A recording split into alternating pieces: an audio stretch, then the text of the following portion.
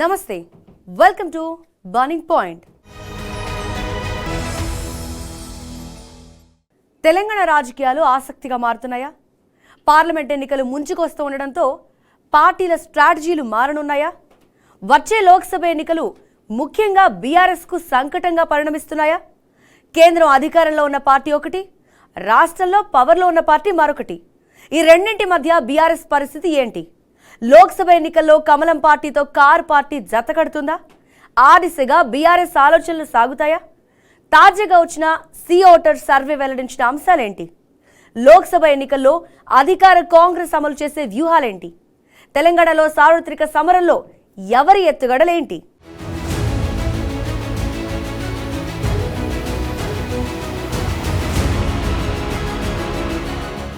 తెలంగాణ రాజకీయాల్లో కీలక మార్పులు రానున్నాయా? పార్లమెంట్ ఎన్నికల నాటికే పార్టీల ఈక్వేషన్స్ కూడా మారనున్నాయా? ఇప్పుడు ఇదే ఆసక్తికర చర్చకు దారితీస్తోంది.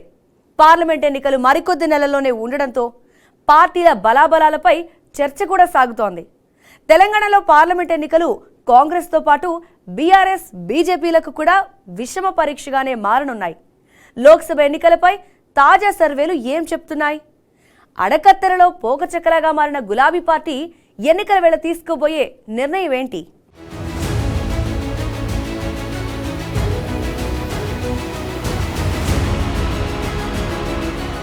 తెలంగాణ అసెంబ్లీ ఎన్నికల హడావుడి ముగిసింది. కాంగ్రెస్ విజయం సాధించింది. అయితే మ్యాజిక్ ఫిగర్కు 4 స్థానాలనే ఎక్కువగా సాధించిన కాంగ్రెస్ అధికారం చేపట్టింది గాని అంత బలంగా ఉందనే భావన మాత్రం లేదు. అయితే ఒక్క విజయంతో గెలిచిన వాళ్లు 5 ఏళ్లు హాయిగా ఉండే రాజకీయాలు ఇప్పుడు జరగటం లేదు. ఆ రోజుల రాజకీయాలు ఇప్పుడు లేవు. కాంగ్రెస్కు ఆ ఆశలుండొచ్చేమో గాని బొటాబొటీ మెజార్టీతో పవర్లోకొచ్చిన కాంగ్రెస్ సర్కారుకు గండం ఉందని మాత్రం చెప్పలేం. అందుకే ఇప్పుడు కాంగ్రెస్కు అసలైన విషమ పరీక్షలు ముందున్నాయి. అందులో మొదటిది లోక్సభ ఎన్నికలు. అయితే కాంగ్రెస్కే కాదు, బీఆర్ఎస్, బీజేపీకి కూడా ఈ లోక్సభ ఎన్నికలు విషమ పరీక్షే. అసెంబ్లీ ఎన్నికల్లో జరిగినట్లుగా విడివిడిగా పోటీ చేస్తే కాంగ్రెస్ పార్టీకి అడ్వాంటేజ్ ఉంటుంది. ఏ రెండు కలిసి పోటీ చేసినా పొలిటికల్ సీన్ మారడం మాత్రం గ్యారెంటీ.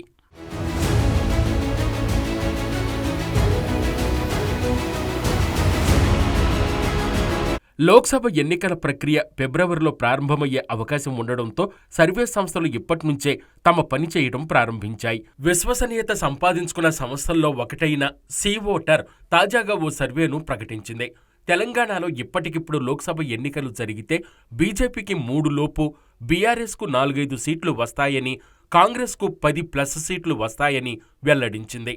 ఇటీవల జరిగిన అసెంబ్లీ ఎన్నికల ఫలితాలనే పరిగణలోకి తీసుకుంటే సి ఓటర్ సర్వే ఖచ్చితంగా నిజమవుతుంది. ఇందులో పెద్ద విషయం ఏమీ లేదు గాని ఇక్కడ అసలు ట్విస్టును కూడా సర్వే బయటపెట్టింది. బీఆర్ఎస్, బీజేపీ కలిసి పోటీ చేస్తే 14 సీట్లు వచ్చేలా స్వీప్ చేస్తారని సి ఓటర్ సంస్థ చీఫ్ స్పష్టం చేశారు. ఇప్పుడు ఆ విషయం హాట్ టాపిక్ అవుతోంది. లోక్సభ ఎన్నికలను సీరియస్గా తీసుకున్న బీజేపీ ఏ చిన్న అవకాశాన్ని కూడా వదులుకోవడంలో సందేహం లేదు. అన్ని రాష్ట్రాల్లోనూ గట్టి పట్టుతో ప్రయత్నిస్తోంది. తెలంగాణలో ఇప్పుడు కాంగ్రెస్కు అడ్వాంటేజ్ ఉంది. అయితే 3 పార్టీలు విడివిడిగా పోటీ చేస్తే కాంగ్రెస్కు కలిసి రావడం ఖాయం. కొత్త ప్రభుత్వం, నూతనంగా అమలవుతున్న పథకాలు కాంగ్రెస్కు లబ్ధి చేకూరుస్తాయి. అందుకే కాంగ్రెస్కు ఆ అవకాశం ఇవ్వకుండా బీఆర్ఎస్, బీజేపీ లోక్సభ ఎన్నికల్లో చేతులు కలుపుతాయా అన్న చర్చ ప్రారంభమైంది.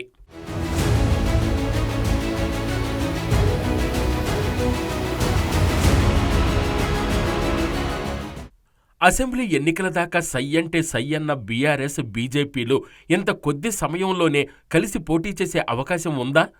ఇప్పుడు అందరికీ ఎదురయ్యే ప్రశ్నే ఇది. తెలంగాణ ఎన్నికల్లో ఓటమితో అధికారాన్ని కోల్పోయిన గులాబీ పార్టీ ప్రస్తుతం సంకట స్థితిని ఎదుర్కొంటోంది. ఇప్పుడు బీజేపీని బీఆర్ఎస్ ఏమీ అనడం లేదు. గతంలో అయోధ్య రామమందిరంపై కూడా విమర్శలు చేసిన బీఆర్ఎస్ నేతలు ఇప్పుడు పొగుడుతున్నారు. బీఆర్ఎస్ పార్టీ నాయకురాలు కవిత మరో అడుగు ముందుకేసి కాంగ్రెస్ పార్టీని హిందుత్వ వ్యతిరేక శక్తిగా అభివర్ణిస్తున్నారు. పనిలో పనిగా ఇండియా కూటమి పార్టీల నేతల మాటలపై మండిపడ్డారు. కాంగ్రెస్ పార్టీ అంటేనే మోసం, కుట్ర అని ప్రజలను మభ్యపెట్టడంలో ఆ పార్టీ ముందుంటుందని కవిత మండిపడ్డారు. ఆ పార్టీ డిఎన్ఏలోనే హిందూ వ్యతిరేక ధోరణి ఉందని విమర్శించారు.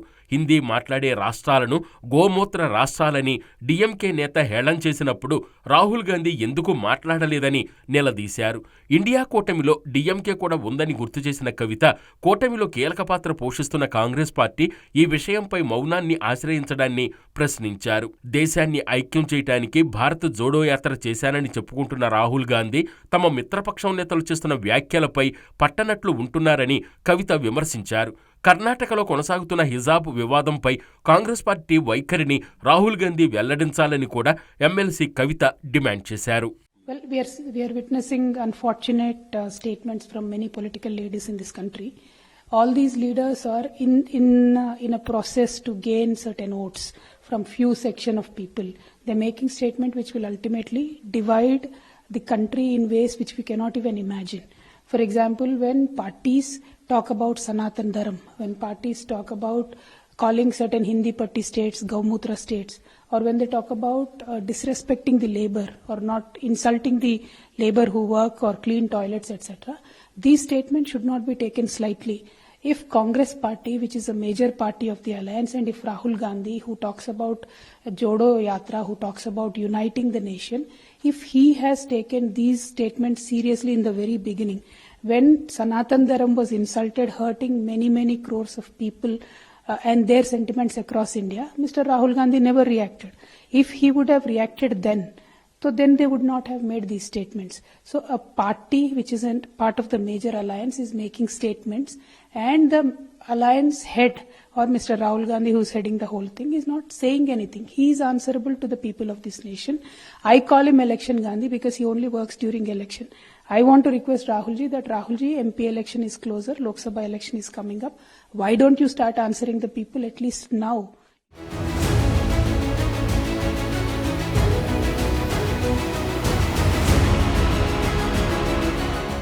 బీఆర్ఎస్ ఉద్దేశపూర్వకంగా ఎలాంటి వ్యాఖ్యలు చెయ్యకపోయినా, బీజేపీతో పొత్తు పెట్టుకుంటామన్న సందేశం కాకపోయినా కవిత వ్యాఖ్యలు మాత్రం అందరినీ ఆలోచింపజేస్తున్నాయి.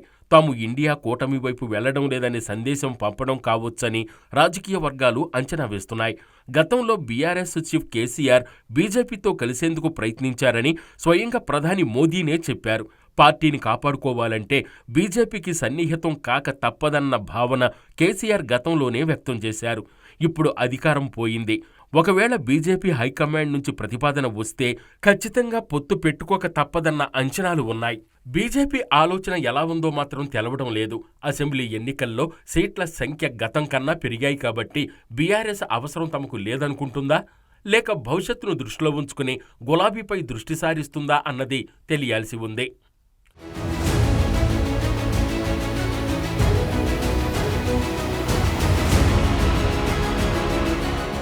ఇప్పుడు బీఆర్ఎస్కు పోటీగా రెండు జాతీయ పార్టీలు ఉన్నాయి. ఒకటి రాష్ట్రంలో అధికారంలో ఉంది, మరొకటి కేంద్రంలో అధికారంలో ఉంది.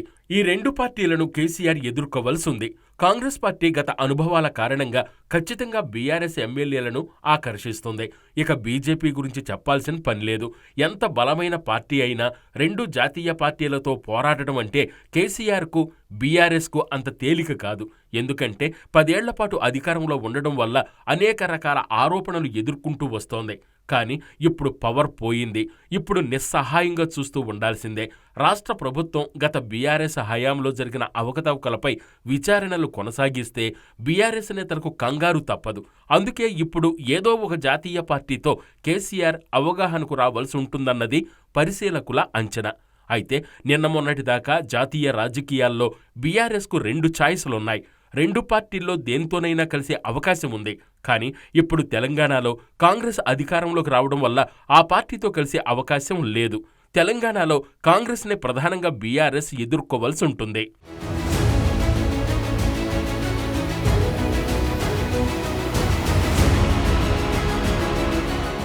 అటు కాంగ్రెస్ నేతలు, మంత్రులు కూడా బీఆర్ఎస్పై తీవ్ర వ్యాఖ్యలు చేస్తున్నారు. 10 సంవత్సరాలు ఇక కాంగ్రెస్ పాలనేనని, బీఆర్ఎస్ ఇక కనుమరుగేనని మంత్రులు గట్టిగానే సెటైర్లు వేస్తున్నారు. రాబో కాలంలో ఒక ఇందిరమ్మ రాజ్యం, ఒక ప్రజా పరిపాలన రాబోతుంది. ఈ డిసెంబర్ మాసానికి ఎంతో విశిష్టత ఉన్నది. 10 సంవత్సరాల క్రితం తెలంగాణ తెచ్చుకున్న నియంత పాలనలో బతికినాము. ఇప్పుడు ప్రజాస్వామ్య పాలనలో కాంగ్రెస్ ప్రభుత్వం సోనియా గాంధీ ఇచ్చిన తెలంగాణ ఈరోజు 4 కోట్ల మంది కోసం ఇలా ఇచ్చిన తెలంగాణ 4 పాలైతే ఈ డిసెంబర్ మనకు విముక్తి కలిగించిన ఈరోజు క్రైస్తవుల ఈ నెలలో మనకు స్వతంత్రం వచ్చింది. తెలంగాణ ప్రజలకు తప్పకుండా ఇచ్చిన 6 గ్యారంటీ పథకాలే కాదు, ఇవ్వని పథకాలతో పాటు ప్రతి ఒక్క పౌరుడికి అందుబాటులో ఉండడం, ప్రజావాణి కార్యక్రమాన్ని కూడా ఈ నెల 28కి వెళ్ళి మొదలు పెడుతున్నాం. కేసీఆర్ ముందు ఇప్పుడు 2 ఆప్షన్లు ఉన్నాయని, అందులో ఒకటి ఒంటరిగా 2 జాతీయ పార్టీలతో ఫైట్ చేయటం, రెండవది బీజేపీతో కలవడం. 2 ఆప్షన్లు కూడా 2 వైపులా పదునున్న కత్తి లాంటివే. కేసీఆర్కు ఇది అత్యంత గడ్డు పరిస్థితి. బీజేపీ పొత్తు పెట్టుకోవాలని హుకుం జారీ చేస్తే తిరస్కరించలేని నిస్సహాయ స్థితిలో ఇప్పుడు బీఆర్ఎస్ ఉందని చెప్తున్నారు. మరి కాంగ్రెస్పై కసితో బీఆర్ఎస్ బీజేపీతో కలిసి నడుస్తుందా, లేక ఏదేమైనా తేల్చుకుందామని ముందుకు వెళుతుందో చూడాలి.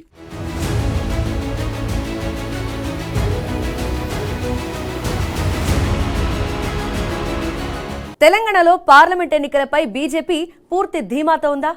గతం కంటే ఎక్కువ స్థానాలను ఈసారి గెలుస్తామని కమలనాథులు చెప్పడం వెనుక కారణాలేంటి? ఏ విశ్వాసంతో కమలనాథులు మాట్లాడుతున్నారు? బీజేపీతో బీఆర్ఎస్ పొత్తు ఉండవచ్చన్న ఊహాగానాల నడుమ తమకు ఎవరితోనూ పొత్తుండదని కిషన్ రెడ్డి ప్రకటించడం వెనుక వ్యూహముందా? లోక్సభ ఎన్నికల్లో బీజేపీ స్ట్రాటజీ ఏంటి? బీజేపీకి దగ్గరయ్యేందుకు బీఆర్ఎస్ ప్రయత్నాలు చేస్తోందా? కవిత కొత్త పల్లవి అందుకోవడం అనుమానాలను బలపరుస్తోందా?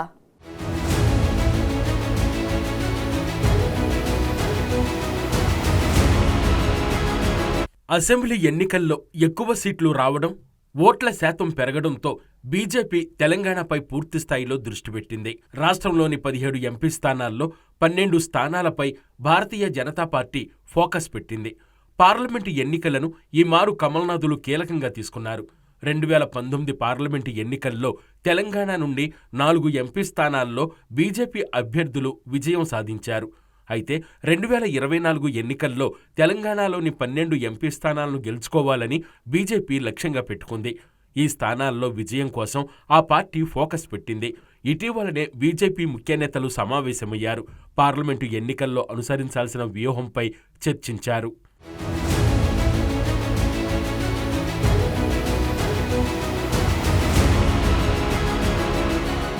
అయితే వచ్చే పార్లమెంటు ఎన్నికల్లో ఏ పార్టీతోనూ పొత్తు ఉండదని బీజేపీ తెలంగాణ అధ్యక్షుడు కేంద్ర మంత్రి కిషన్ రెడ్డి తేల్చి చెప్పారు.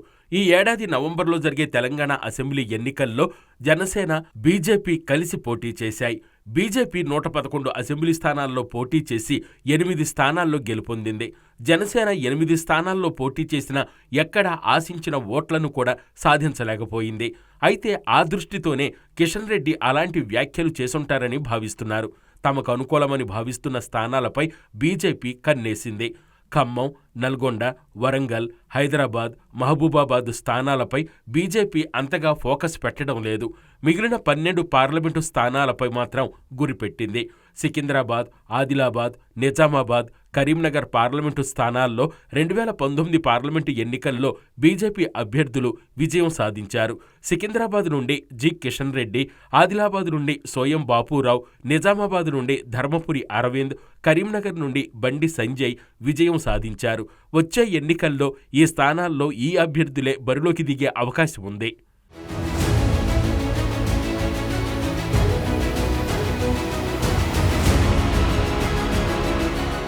గత ఎన్నికల్లో విజయం సాధించిన 4 పార్లమెంటు స్థానాలతో పాటు పెద్దపల్లి, జహీరాబాద్, మెదక్, మల్కాజ్గిరి, చేవెళ్ల, మహబూబ్ నగర్, నల్గొండ, భువనగిరి పార్లమెంటు స్థానాలపై బీజేపీ ఈ మారు పక్కాగా దృష్టి పెట్టింది. వచ్చే ఎన్నికల్లో తెలంగాణ నుండి ప్రధానమంత్రి నరేంద్ర మోదీని కూడా పోటీ చేయించాలని భావిస్తున్న రాష్ట్ర బీజేపీ పెద్దలు అదే విషయంలో అధిష్టానాన్ని కోరినట్లుగా ప్రచారం సాగుతోంది. ఈ విషయమై బీజేపీ పార్లమెంటరీ పార్టీ కమిటీ నిర్ణయం తీసుకోవాల్సిందే. తెలంగాణ నుండి నరేంద్ర మోదీ పోటీ చేస్తే రాజకీయంగా తమకు ప్రయోజనం కలుగుతుందని బీజేపీ నేతలు భావిస్తున్నారు. ఉత్తరప్రదేశ్ రాష్ట్రాన్ని వదిలి తెలంగాణ నుండి మోదీ పోటీ చేస్తారా లేదా అనేది ఇంకా స్పష్టత రాలేదు. తెలంగాణ నుండి సోనియా గాంధీని పోటీ చేయించాలని కాంగ్రెస్ చూస్తోంది. ఈ మేరకు Telangana Congress political affair committee సమావేశం కూడా తీర్మానం చేసింది. సోనియా గాంధీ పోటీ చేయడానికి ముందుకు వస్తారా లేదా అన్నది కూడా స్పష్టత రాలేదు. ఇదే సమయంలో మోదీ కూడా తెలంగాణలో పోటీ చేస్తారన్న విషయమై ప్రచారం ప్రారంభమైంది. మోదీ తమిళనాడులో పోటీకి దిగవచ్చన్న వాదన వినిపిస్తోంది. దక్షిణాదిలో బీజేపీ బలహీనంగా ఉండడంతో మోదీ ఈ మారు ఉత్తర భారతదేశంతో పాటు దక్షిణాదిలోనూ ఏదో ఒక చోట నుండి పోటీకి దిగనున్నారని అంటున్నారు.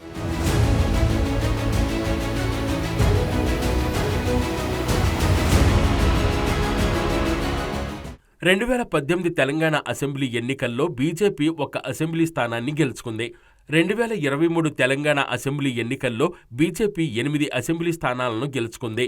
అందుకే ఈ మారు కూడా లోక్సభ ఎన్నికల్లో ఎక్కువ స్థానాలు వస్తాయని భావిస్తోంది. అందుకే కేంద్ర హోంమంత్రి అమిత్ షా కూడా తెలంగాణకు వస్తూ ఎప్పటికప్పుడు సమీక్ష చేయనున్నారు. అందుకు అనుగుణంగా రాష్ట్ర నేతలు కూడా వ్యూహాలకు పదును పెడుతున్నారు.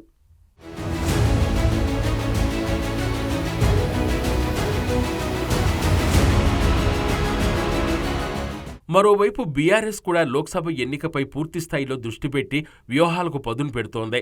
అసెంబ్లీ ఎన్నికల్లో జరిగిన తప్పులు మళ్లీ రాకుండా జాగ్రత్తలు తీసుకుంటోంది. అయితే కాంగ్రెస్ ప్రభుత్వం దూకుడుగా వ్యవహరిస్తూ గత ప్రభుత్వ నిర్ణయాలపై విచారణలు వేసుకుంటూ పోతే బీఆర్ఎస్ ఇరుకున పడటం మాత్రం ఖాయం. అందుకే బీఆర్ఎస్ను కాపాడుకోవటానికి కేసీఆర్కు ఇక్కడ ఓ ఆప్షన్ ఉంది. తెలంగాణ లోక్సభ ఎన్నికల్లో బీజేపీతో పొత్తు పెట్టుకుని పోటీ చేసిన తర్వాత కాంగ్రెస్ ప్రభుత్వాన్ని మార్చేందుకు సహకరించాలని, తెలంగాణలోనూ బీఆర్ఎస్ బీజేపీ కూటమి ఏర్పాటుకు సహకరించాలని కోరే అవకాశం ఉంది. ఈ ఒప్పందంతో కేసీఆర్ పొత్తు పెట్టుకుంటే పార్లమెంటు ఎన్నికల్లో తెలంగాణలో ఏకపక్ష విజయం సాధిస్తే కాంగ్రెస్ను ఇబ్బంది పెట్టొచ్చు. అయితే బీజేపీ బీఆర్ఎస్ మధ్య ఎలాంటి సంప్రదింపులు జరుగుతున్నాయో స్పష్టత లేదు. ఒకవైపు ఎవరితోనూ పొత్తు లేదని బీజేపీ రాష్ట్ర నేతలు చెప్తున్నారు. అధిష్టానానికి బీఆర్ఎస్ నేతలు టచ్లోకి వెళితే మాత్రం రాజకీయాలు డైనమిక్గా మారిపోతాయి. రాజకీయాల్లో ఎప్పుడేమైనా జరగొచ్చని రాజకీయ విశ్లేషకులు అభిప్రాయపడుతున్నారు.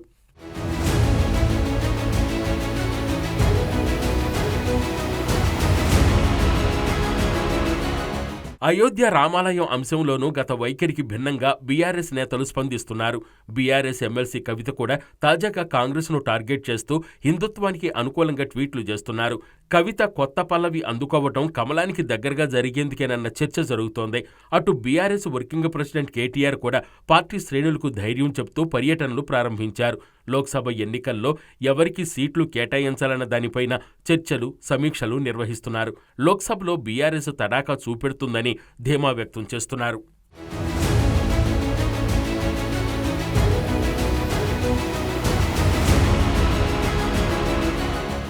ఇప్పుడు కొత్తగా లోక్సభ ఎన్నికలు ముందుకొచ్చేస్తున్నాయి. ఇందులోనూ ప్రభావం చూపించలేకపోతే పార్టీ మనుగడపై ప్రభావం పడుతుంది. పార్లమెంటు ఎన్నికలు జాతీయ అంశాల ప్రకారం జరుగుతాయి. ప్రధానిగా మోదీ ఉండాలా లేకపోతే కాంగ్రెస్ కూటమి నుంచి ఎవరైనా ఉండాలా అన్న టాపిక్ ఆధారంగా ఓటర్లు డిసైడ్ చేసుకుంటారు. ఈ అంశంలో బీఆర్ఎస్ ఎక్కడా ఉండదు. ఎందుకంటే బీఆర్ఎస్ అటు ఎన్డీఏలో కానీ ఇటు ఇండియా కూటమిలో కానీ లేదు.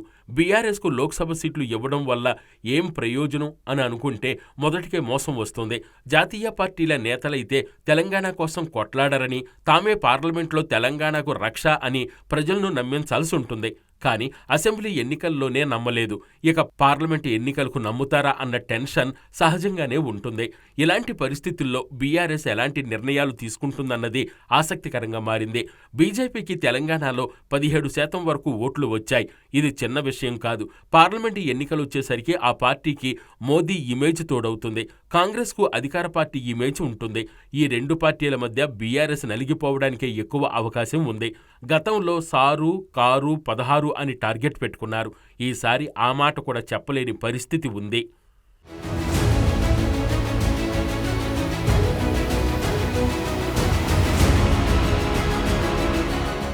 లోక్సభ ఎన్నికలను ఎదుర్కోవడానికి అన్ని పార్టీలు సమాయత్తమవుతున్నాయి. బీజేపీ సారథ్యంలోని ఎన్డీఏ, కాంగ్రెస్ నాయకత్వం వహిస్తున్న ఇండియా కూటమి ఇప్పటినుంచే కసరత్తు మొదలెట్టాయి. ఇటీవలే ముగిసిన 5 రాష్ట్రాల అసెంబ్లీ ఎన్నికల్లో మిజోరం మినహాయిస్తే 3 చోట్ల బీజేపీ, ఒక దాంట్లో కాంగ్రెస్ విజయం సాధించాయి. దీంతో బీజేపీ ముందంజలో ఉన్నట్లుగా భావిస్తున్నారు.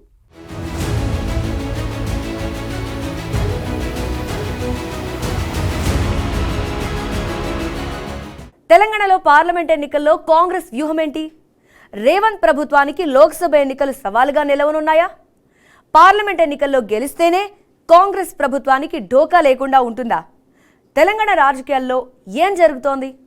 సీఎంగా రేవంత్ రెడ్డికి ఎదురవుతున్న సవాళ్లేంటి? ఒక పక్క పదవుల పందారం, మరోపక్క లోక్సభ ఎన్నికలు కాంగ్రెస్ పార్టీని ఇరుకున పడేయనున్నాయా?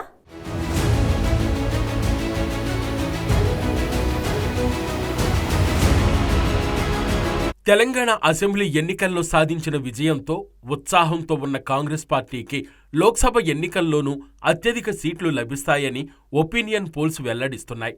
రాష్ట్రంలో ఉన్న 17 లోక్సభ నియోజకవర్గాల్లో ముఖ్యమంత్రి రేవంత్ రెడ్డి సారథ్యంలోని కాంగ్రెస్ పార్టీ 9 నుంచి 11 స్థానాలను గెలుచుకుంటుందని ABP C voter opinion poll అంచనా వేసింది. మొత్తం మీద కాంగ్రెస్ పార్టీకి 38% మేర ఓట్లు పోలవుతాయని వివరించింది. తెలంగాణలో కాంగ్రెస్ పార్టీ ఘన విజయం సాధించడానికి ఎన్నికల మేనిఫెస్టో కీలకంగా మారింది.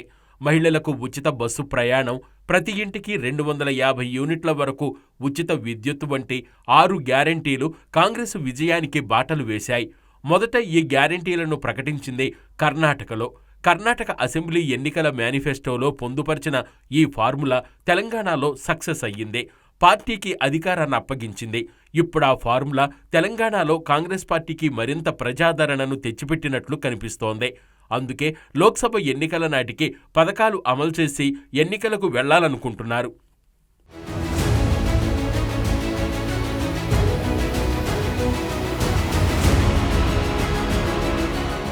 సర్వేలు కూడా లోక్సభ సీట్లు కాంగ్రెస్ ఎక్కువ గెలుస్తుందన్న సంకేతాలివ్వడంతో ఆ పార్టీ నేతల్లో ఉత్సాహం పెరుగుతోంది. సీఎం రేవంత్ రెడ్డినే పీసీసీ చీఫ్గా కూడా కొనసాగుతున్నారు. పార్లమెంటు ఎన్నికల దాకా ఆయన్నే కంటిన్యూ చేస్తారనే టాక్ నడుస్తోంది. దాంతో లోక్సభ ఎన్నికల్లోనూ మ్యాక్సిమం సీట్లు గెలుచుకోవాలని రేవంత్ భావిస్తున్నారు. కాంగ్రెస్ నుంచి ఈసారి గెలిచే వాళ్లకే టిక్కెట్లివ్వాలి, అసెంబ్లీ టిక్కెట్లు నిరాకరించిన వారిలో సమర్థులు ఎవరున్నారు లాంటి అంశాలను బేరీజు వేస్తున్నారు.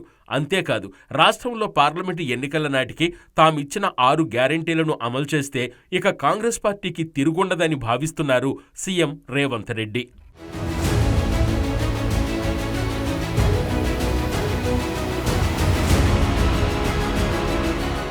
రెండు 2024లో జరిగే పార్లమెంటు ఎన్నికలు తెలంగాణ ముఖ్యమంత్రి రేవంత్ రెడ్డికి ఓ సవాల్. తెలంగాణ రాష్ట్రం ఏర్పడిన దాదాపు 10 ఏళ్లకు కాంగ్రెస్ పార్టీ అధికారాన్ని దక్కించుకుంది. నిర్ణీత షెడ్యూల్ ప్రకారం పార్లమెంటుకు ఎన్నికలు జరగనున్నాయి. అయితే ముందుగానే ఎన్నికలొచ్చే అవకాశం ఉందనే ప్రచారం సాగుతోంది. ఈ తరుణంలో ఎన్నికల షెడ్యూల్ 15 నుండి 20 రోజులు ముందే విడుదలయ్యే అవకాశం ఉందని ప్రచారం సాగుతోంది. అందుకే పార్లమెంటు ఎన్నికల్లో మెజారిటీ సీట్లను దక్కించుకునే వ్యూహంతో కాంగ్రెస్ పార్టీ ముందుకు వెళుతోంది. రాష్ట్రంలోని 17 పార్లమెంటు స్థానాలకు ఇన్ఛార్జీలను కూడా నియమించి దూకుడుగా కాంగ్రెస్ నాయకత్వం అడుగులు వేస్తోంది. వేడిలో వేడన్నట్లుగా కాంగ్రెస్ పరిస్థితి ఉంది.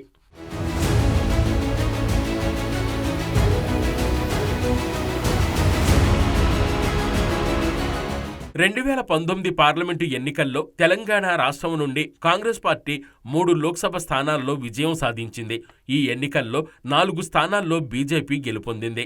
తెలంగాణలో 2014, 2018 ఎన్నికల్లో తెలంగాణలో విజయం సాధించిన బీఆర్ఎస్ 2014 పార్లమెంటు ఎన్నికల్లో 11 ఎంపీ స్థానాలను, 2019 పార్లమెంటు ఎన్నికల్లో 9 ఎంపీ స్థానాల్లో విజయం సాధించింది.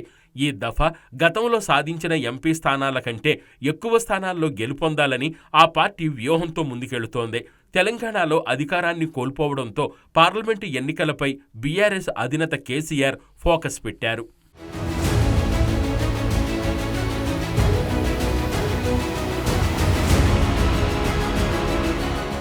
ఈ నెల 18వ తేదీన Telangana Congress party political affairs committee సమావేశం జరిగింది. ఈ సమావేశంలో 17 పార్లమెంటు నియోజకవర్గాలకు ఇన్ఛార్జీలను నియమించారు. తెలంగాణ నుండి సోనియా గాంధీని పోటీ చేయించాలని కూడా తీర్మానం చేశారు. ఈ తీర్మానం కాపీని సోనియా గాంధీకి అందించారు. లోక్సభ ఎన్నికలు వచ్చేసరికి ప్రజలకు తామిచ్చిన 6 గ్యారెంటీల హామీలను చేరువ చెయ్యాలని కాంగ్రెస్ చూస్తోంది. ఇప్పటికే 2 గ్యారెంటీలను అమలు చేస్తున్న రేవంత్ ప్రభుత్వం మిగతా వాటి పరిస్థితిపై కూడా దృష్టి పెట్టింది.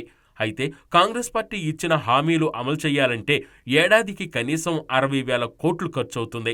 తెలంగాణ ఖజానా నిండుకుంది. దీంతో ఈ హామీలు అమలు చేయటం రేవంత్ రెడ్డి సర్కార్కు ఛాలెంజ్గా మారింది. దీంతో పాటు గత ప్రభుత్వం సుమారు 6.5 లక్షల కోట్ల మేర అప్పులు చేసింది. ఈ అప్పులకు వడ్డీలు కట్టడంతో పాటు సంక్షేమ పథకాలు, రాష్ట్ర రోజువారీ అవసరాలు తీర్చేందుకు అవసరమైన నిధులను సమకూర్చుకోవాలి.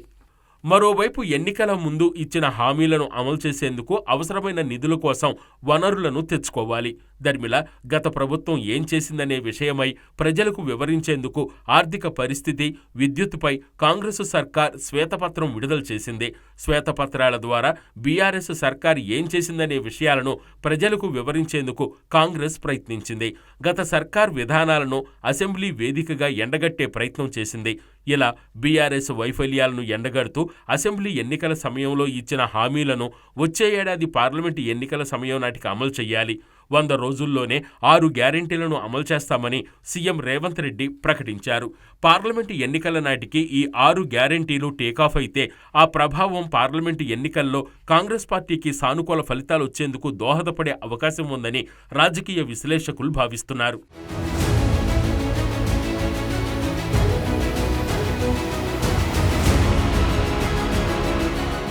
పార్లమెంటు ఎన్నికల సమయం నాటికి 6 గ్యారెంటీలు అమలు చేయలేకపోతే దాని ప్రభావం పార్లమెంటు ఎన్నికలపై చూపే అవకాశం లేకపోలేదు.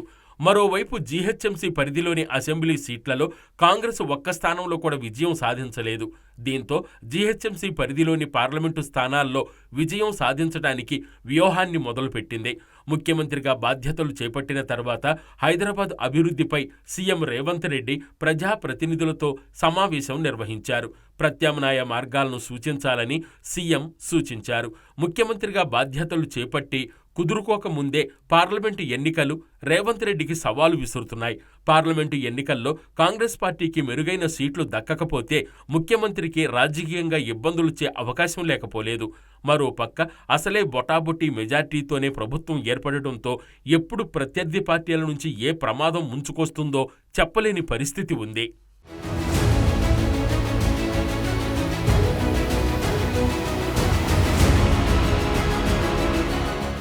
ఏదేమైనా ఈ మారు పార్లమెంటు ఎన్నికలు తెలంగాణలో అటు అధికార కాంగ్రెస్ ప్రభుత్వానికే కాదు బీఆర్ఎస్, బీజేపీలకు ఎంతో కీలకంగా మారాయి. ఎన్నికల నాటికి రాజకీయ పరిస్థితులు కూడా మారి బీఆర్ఎస్, బీజేపీతో పొత్తు కడితే మాత్రం కాంగ్రెస్కు తలనొప్పులు తప్పవు.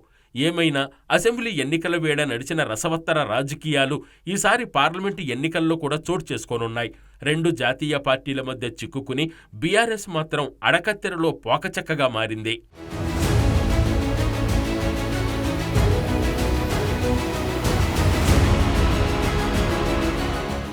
ఇది వాళ్ళ బర్నింగ్ పాయింట్. మరో అంశంతో మళ్ళీ కలుద్దాం. కీప్ వాచింగ్ బీఆర్కే న్యూస్, తెలుగోడి సత్తా.